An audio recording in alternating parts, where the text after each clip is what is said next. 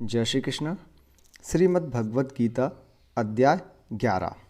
अर्जुन बोले, मुझ पर अनुग्रह करने के लिए आपने जो परम गोपनीय आध्यात्मिक विषयक वचन अर्थात उपदेश कहा, उससे मेरा यह अज्ञान नष्ट हो गया है। क्योंकि हे कमल नेत्र, मैंने आपसे भूतों की उत्पत्ति और प्रलय विस्तार पूर्वक सुने हैं तथा आपकी अविनाशी महिमा भी सुनी है।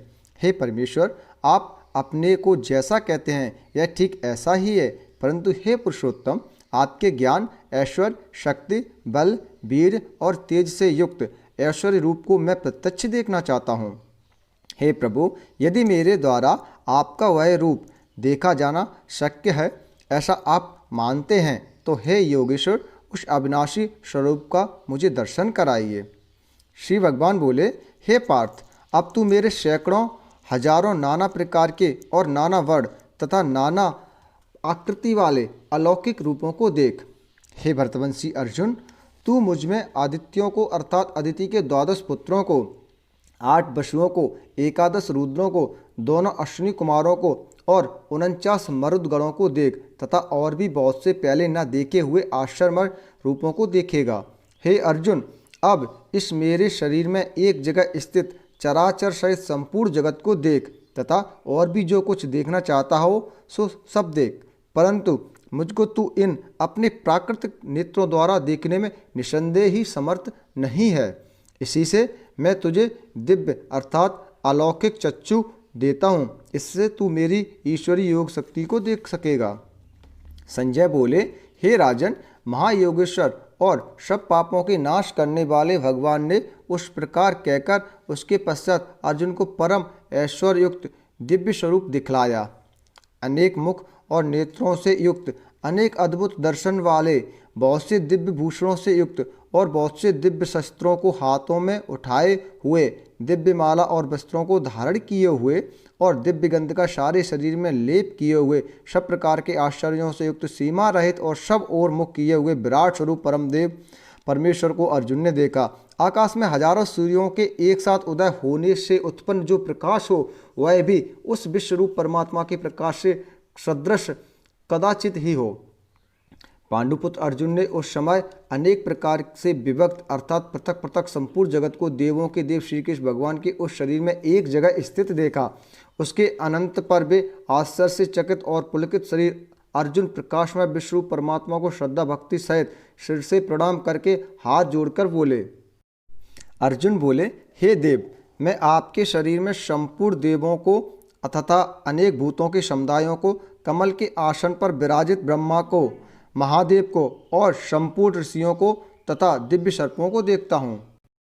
हे संपूर्ण विश्व के स्वामिन, आपको अनेक भुजा, पेट, मुख और नेत्रों से युक्त तथा सब ओर से अनंत रूपों वाला देखता हूँ। हे विश्वरूप, मैं आपके न अंत को देखता हूँ, न मध्य को और न ही आदि को देखता हूँ। आपको मैं मुकुट युक्त, गदा युक्त और चक्र युक्त तथा सब ओर से प्रकाशमान तेज के पुंज, प्रज्वलित अग्नि और सूर्य के सदृश ज्योति युक्त, कठिनता से देखे जाने योग्य और सब ओर से अप्रमेय रूप देखता हूँ। आप ही जानने योग्य परम अक्षर अर्थात परब्रह्म परमात्मा है। आप ही इस जगत के परम आश्रय हैं। आप ही अनादि धर्म के रक्षक हैं और आप ही अविनाशी सनातन पुरुष हैं, ऐसा मेरा मत है। आपको यदि अंत और मध्य से रहित, अनंत सामर्थ्य से युक्त, अनंत भुजा वाले, चंद्र सूर्य रूप नेत्रों वाले, प्रज्वलित अग्नि रूप मुख वाले और अपने तेज से इस जगत को संतप्त करते हुए देखता हूँ। हे महात्मन, यह स्वर्ग और पृथ्वी के बीच का संपूर्ण आकाश तथा सब दिशाएं एक आपसे ही परिपूर्ण हैं तथा आपके इस अलौकिक और भयंकर रूप को देखकर तीनों लोग अति व्यथा को प्राप्त हो रहे हैं। वे ही देवताओं के समूह आप में प्रवेश करते हैं और कुछ भयभीत होकर हाथ जोड़े आपके नाम और गुणों का उच्चारण करते हैं तथा महर्षि और सिद्धों के समुदाय कल्याण हो ऐसा कहकर उत्तम उत्तम स्तोत्रों द्वारा आपकी स्तुति करते हैं। जो 11 रुद्र और 12 आदित्य तथा 8 वसु, साध्यगण, विश्वदेव, अश्विनी कुमार तथा मरुदगण और पितरों का समुदाय तथा गंधर्व, यक्ष, राक्षस और सिद्धों के समुदाय हैं, वे सभी विस्मित होकर आपको देखते हैं। हे महाभाव, आपके बहुत मुख और नेत्रों वाले, बहुत हाथ, जंगा और पैरों वाले, बहुत उदरों वाले और बहुत सी दाढ़ों के कारण अत्यंत विकराल महारूप को देखकर सब लोग व्याकुल हो रहे हैं तथा मैं भी व्याकुल हो रहा हूँ। क्योंकि हे विष्णु, आकाश को स्पर्श करने वाले देदीप्यमान अनेक व्रणों से युक्त तथा फैलाए हुए मुख और प्रकाशमान विशाल नेत्रों से युक्त आपको देखकर भयभीत अंतःकरण वाला मैं धीरज और शांति नहीं पाता हूँ। दाढ़ों के कारण विकराल और प्रलय काल की अग्नि के समान प्रज्वलित आपके मुखों को देखकर मैं दिशाओं को नहीं जानता हूँ और सुख भी नहीं पाता हूँ। इसलिए हे देवेश, हे जगन निवास, आप प्रसन्न हो। वे सभी धृतराष्ट्र के पुत्र राजाओं के समुदाय सहित आप में प्रवेश कर रहे हैं और भीष्म पितामह, द्रोणाचार्य तथा वह कर्ण और हमारे पक्ष के भी प्रधान योद्धाओं के सहित सबके सब आपके दाढ़ों के कारण विकराल भयानक मुखों में बड़े वेग से दौड़ते हुए प्रवेश कर रहे हैं और कई एक चूड़ हुए सिरों सहित आपके दांतों के बीच में लगे हुए दिख रहे हैं। जैसे नदियों के बहुत से जल के प्रभाव स्वाभाविक ही समुद्र के ही सम्मुख दौड़ते हैं अर्थात समुद्र में प्रवेश करते हैं, वैसे ही वे नरलोक के वीर भी आपके प्रज्वलित मुख से प्रवेश कर रहे हैं। जैसे पतंग मोहबस नष्ट होने के लिए प्रज्वलित अग्नि में अति वेग से दौड़ते हुए प्रवेश करते हैं, वैसे ही ये सब लोग भी अपने नाश के लिए आपके मुखों में अति वेग से दौड़ते हुए प्रवेश कर रहे हैं। आप उन संपूर्ण लोगों को प्रज्वलित मुखों द्वारा ग्रास करते हुए सब ओर से बार बार चाट रहे हैं। हे विष्णु, आपका उग्र प्रकाश संपूर्ण जगत को तेज के द्वारा परिपूर्ण करके तपा रहा है। मुझे बतलाइए कि आप उग्र रूप वाले कौन हैं। हे देवों में श्रेष्ठ, आपको नमस्कार हो, आप प्रसन्न होइए। आदि पुरुष, आपको मैं विशेष रूप से जानना चाहता हूँ क्योंकि मैं आपकी प्रवृत्ति को नहीं जानता। श्री भगवान बोले, मैं लोकों का नाश करने वाला बड़ा हुआ महाकाल हूँ। इस समय इन लोकों को नष्ट करने के लिए प्रवृत्त हुआ हूँ।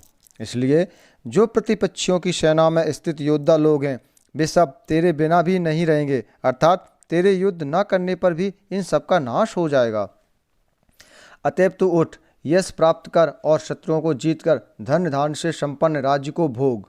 ये सब सूरवीर पहले ही से मेरे द्वारा मारे हुए हैं।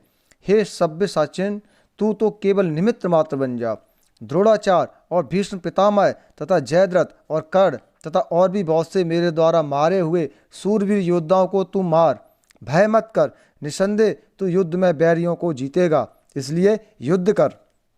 संजय बोले, केशव भगवान के इस वचन को सुनकर मुकुटधारी अर्जुन हाथ जोड़कर कांपता हुआ नमस्कार करके फिर भी अत्यंत भयभीत होकर प्रणाम करके भगवान श्री कृष्ण के प्रति गदगद वाणी से बोले। अर्जुन बोले, हे अंतर्यामिन, यह योग्य ही है कि आपके नाम, गुण और प्रभाव के कीर्तन से जगत अति हर्षित हो रहा है और अनुराग को भी प्राप्त हो रहा है तथा भयभीत राक्षस लोग दिशाओं में भाग रहे हैं और सब सिद्धगणों के समुदाय नमस्कार कर रहे हैं। हे महात्मन, ब्रह्मा के भी आदिकर्ता और सबसे बड़े आपके लिए वे कैसे नमस्कार न करें, क्योंकि हे अनंत, हे देवेश, हे जगन निवास, जो सत असत और उनसे परे अक्षर अर्थात सच्चिदानंद घन ब्रह्म है वह आप ही हैं। आप आदिदेव हैं और सनातन पुरुष हैं। आप इस जगत के परम आश्रय और जानने वाले तथा जानने योग्य और परम धाम हैं। हे अनंत रूप, आपसे यह सब जगत व्याप्त अर्थात परिपूर्ण है। आप वायु, यमराज, अग्नि, वरुण, चंद्रमा, प्रजा के स्वामी ब्रह्मा और ब्रह्मा के भी पिता हैं। आपके लिए हजारों बार नमस्कार, नमस्कार हो। आपके लिए फिर भी बार बार नमस्कार, नमस्कार। हे अनंत सामर्थ्य वाले, आपके लिए आगे से और पीछे से भी नमस्कार। हे सर्वात्मन, आपके लिए सब ओर से ही नमस्कार हो, क्योंकि अनंत पराक्रमशाली आप समस्त संसार को व्याप्त किए हुए हैं। इससे आप ही सर्वरूप हैं। आपके इस प्रभाव को न जानते हुए आप मेरे सखा हैं ऐसा मानकर प्रेम से अथवा प्रमाद से भी मैंने हे कृष्ण, हे यादव, हे सखे, इस प्रकार जो कुछ बिना सोचे समझे हठात कहा है। और हे अच्युत, आप जो मेरे द्वारा विनोद के लिए विहार, शैया, आसन और भोजन आदि में अकेले अथवा उन सखाओं के सामने भी अपमानित किए गए हैं, वह सब अपराध अप्रमेय स्वरूप अर्थात अचिंत्य प्रभाव वाले आपसे मैं क्षमा करवाता हूँ। आप इस चराचर जगत के पिता और सबसे बड़े गुरु एवं अति पूजनीय हैं।